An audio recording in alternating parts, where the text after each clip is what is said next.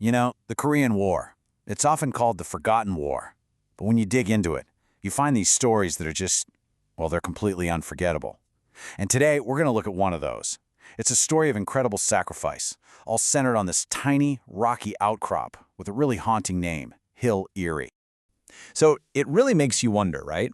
Why would armies pour so much blood, so many lives, into taking a little piece of rock that's only 120 feet high? I mean, it seems crazy. But the answer, well, it's all about how the Korean War itself completely changed by 1952. See, when the war kicked off, it was all about movement. Armies were just sweeping up and down the Korean peninsula, taking huge chunks of territory. But by '52, everything just stopped. It ground to a halt and became this brutal war of attrition. Think World War I-style trenches. The front lines basically froze, and suddenly the big prize wasn't capturing cities anymore. No, the whole game shifted to capturing these tiny tactical hills. And that's how we get to this new reality, a war of inches. So this new phase of the war, it was all defined by something called outpost warfare. And here's what that means. You have these small, isolated positions way out in front of your main defensive line. And suddenly, they are incredibly valuable. Think of them as the eyes and ears of the army. From a hill like Eerie, you could see everything the enemy was doing. You could call in artillery with perfect accuracy. And, it was also a psychological thing. Holding these outposts proved your side had the guts to keep fighting, even as the peace talks were dragging on and on. Which, of course, brings us right back to Hill Eerie. Now, this wasn't just some random hill. Oh no, it was smack in the middle of this super contested area called the Iron Triangle. And from the top of Eerie, you had a perfect direct line of sight over critical Chinese supply routes. So yeah, it was a tiny prize, but it had this huge, outsized strategic value. And believe me, both sides knew exactly how important it was.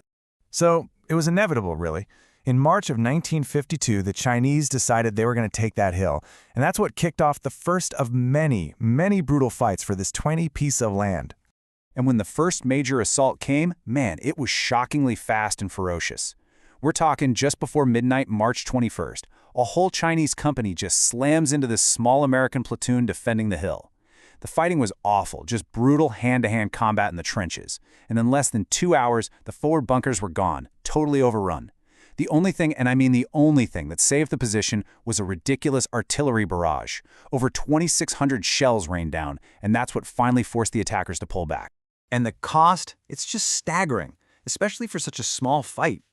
Think about this. There were only 26 American defenders up there. More than half of them were either killed, wounded, or captured in just a couple of hours. The attackers, the Chinese People's Volunteer Army, they paid a heavy price too, leaving 31 of their own dead on the slopes. All of that for one little hill in just one night. It's insane. And you can just imagine the psychological toll this kind of fighting takes. This quote really gets at it. The hill actually got its name from these exact moments. This terrifying, absolutely eerie quiet right before an attack, followed by this sudden, violent explosion of combat. For the soldiers stuck up there, that was their reality, day in and day out. Just a constant, nerve-shredding cycle. All right, so after that first brutal fight, things changed. Responsibility for this incredibly dangerous sector was handed over. The battle for Hill Eerie was about to get a whole new cast of characters, the Philippine Expeditionary Forces to Korea, also known as PEFTOK. Now, the unit that took over, the 20th Battalion Combat Team, these guys were not rookies, not even close. These were professional, battle-hardened soldiers from the Philippines, and they'd already earned a pretty fierce reputation in combat. So when they took over Hill Eerie, they knew exactly what they were getting into. They were willingly walking into one of the most dangerous spots on the entire front line. So after getting hit by a series of punishing raids, the Filipino forces decide, you know what, enough of this. They weren't just going to sit back and defend the hill anymore. They decided to launch a decisive assault to clear it for good. And the man they picked to lead this incredibly risky mission, well, he would go on to become a major figure on the world stage. And here he is. The assault was led by a 24-year-old second lieutenant named Fidel V. Ramos. Yeah, that Fidel Ramos. He was a recent West Point grad, super smart, super ambitious. And decades later, of course, he'd be elected president of the Philippines. But on this particular day, he was just a young officer with a mission that could have easily gotten him and all his men killed. Okay, so Ramos's plan, it was just a masterclass in coordination. First, his small 44-man platoon crawls, totally silent, for 400 meters right up to the enemy lines. Can you imagine the tension? Then, right on cue, this perfectly timed storm of American firepower just unleashes on the hill. We're talking napalm from jets, a massive artillery barrage, tank fire, the whole shebang. And as all that is rocking the summit, his men cut through the barbed wire and stormed the trenches. 2 hours of intense close-quarters fighting later, they destroyed the enemy bunkers and they pulled back. All right, get ready for this, because this is probably the most incredible fact of the entire battle. After all that, the crawling in the dark, the explosions, the trench fighting, how many casualties do you think Ramos's platoon had? The answer is 1. Just 1 soldier with a minor injury. It was just an absolute textbook triumph of planning and execution. Unbelievable. Now let's flip that coin and look at the other side. UN estimates figured that between the raid itself and all that supporting fire, around 1,100 enemy soldiers were killed. I mean, just think about those numbers. 1 minor injury versus 1,100 killed. That lopsided result tells you everything you need to know about the power of a good combined arms plan and the sheer skill of those Filipino soldiers. But of course, the fight for this hill was far from over. The PVA were not just going to give it up. In June, they came back with massive counterattacks, trying to retake it.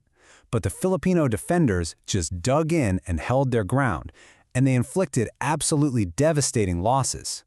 In those later battles, the Filipinos lost 24 men, but they killed an estimated 500 attackers. And that's what finally cemented their control of Hill Eerie for good. So, let's circle back to that big question we started with. After all that fighting, all that bloodshed, why did this one tiny hill matter so much? Well, Hill Eerie mattered for a whole bunch of reasons. For one, it's like a perfect snapshot, a microcosm of what the entire Korean War had become at that stage. It also showcased just how vital the contributions of allied nations like the Philippines were. These guys were incredibly courageous and capable partners. And that shared fight, it forged a bond between Filipino and American forces that's still strong today. On a tactical level, it secured a critical defensive position called the Jamestown Line, and maybe most importantly, for the Philippines, this battle became legendary. It's still a huge source of national pride, and for good reason. It's just such a powerful reminder, isn't it? That history isn't just about the huge, famous campaigns. It's filled with these small, incredibly intense battles that had massive consequences for the people who were actually there. And it kind of leaves you with one last thing to think about. In all the conflicts we label as forgotten wars, just how many other incredible stories of courage and sacrifice like this one are still out there, just waiting in the fog to be told?